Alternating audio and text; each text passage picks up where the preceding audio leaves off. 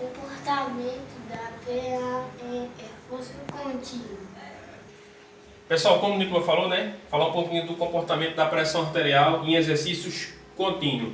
Para falar de comportamento de pressão arterial, pessoal, não tem como falar de sistema nervoso parasimpático e sistema simpático. Lembrando que no repouso, que é que eu estou agora, predomina o sistema simpático. E para esse sair de um sistema para predominar em outro, é preciso eu sair do quê? Do repouso, né? Do ambiente o quê? Estável. Exemplo. Aqui, ó. Tipo polichinelo. Aqui, ó. Aqui, ó.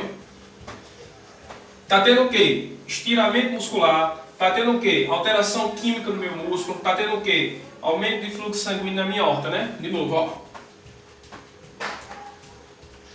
E eu comecei a ficar o que agora, pessoal? Ofegante. Como eu tinha falado a vocês, né? Eu estava numa situação de repouso, né? Mas aí, pessoal, eu comecei a fazer o que agora? Movimento, exercício, né? Contínuo. Então, eu começo o que? Diminuir a atividade do sistema nervoso parasimpático, né? Que é o sistema vagal. E começo a aumentar aqui agora, pessoal, o sistema simpático. Eu falei para vocês que quando você faz movimento, o que acontece? Ocorre alteração nos mecanorreceptor.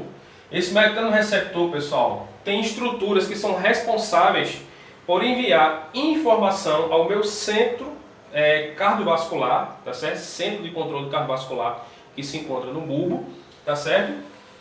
E aí, ó, aí tem fuso muscular, tem órgão tendinoso de Golgi, tá certo?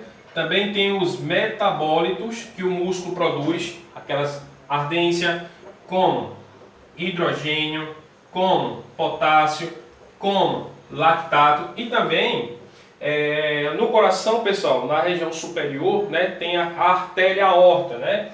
Na artéria aorta tem também estruturas que são sensíveis ao estiramento.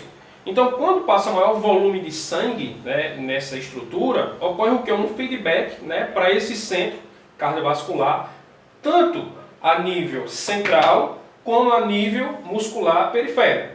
Porque lembre que a concentração, por exemplo, lactato, potássio, é identificado pelos quimiorreceptores. Já o estiramento que acontece no músculo, que você, ó, lembra, eu comecei a movimentar mais, é responsável pela outra estrutura chamada de mecanorreceptor.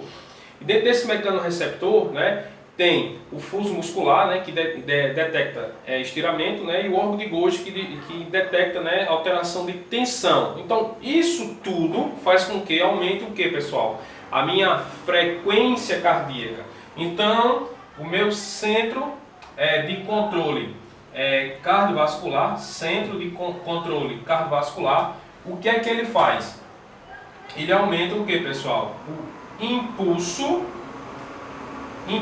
para o meu nó sinoatrial. O meu nó sinoatrial do coração recebendo mais impulso, ele vai aumentar o que? A minha frequência cardíaca, ou chamado de cronotropia positiva. Então, para ficar mais fácil o entendimento, o sistema nervoso simpático, acompanha aqui, ó, sistema nervoso simpático, aumentar durante o exercício, vai aumentar quem, pessoal? A minha frequência cardíaca, tá certo? Acompanha aqui, ó, minha frequência cardíaca ou cronotropia positiva. Só que para mim aumentar a minha frequência cardíaca, eu também aumento o que, pessoal? O meu volume sistólico, principalmente pelo que? Pela pré-carga, que é aquela quantidade de sangue, aquele volume de sangue que vai chegar no meu átrio direito, tá certo? Então, o aumento do estímulo simpático, que aumenta a minha frequência cardíaca e aumenta também o volume sistólico, vai aumentar o que, pessoal? Vai aumentar o meu débito cardíaco. O meu débito cardíaco aumentar durante o exercício, que eu mostrei para vocês aqui, ó. Meu débito cardíaco, ele vai aumentar quem, pessoal? Ele vai aumentar a minha pressão arterial. Tá certo? Pressão arterial, PA. Lembrando que a pressão arterial, pessoal, né, tem dois parâmetros, vamos dizer assim, né?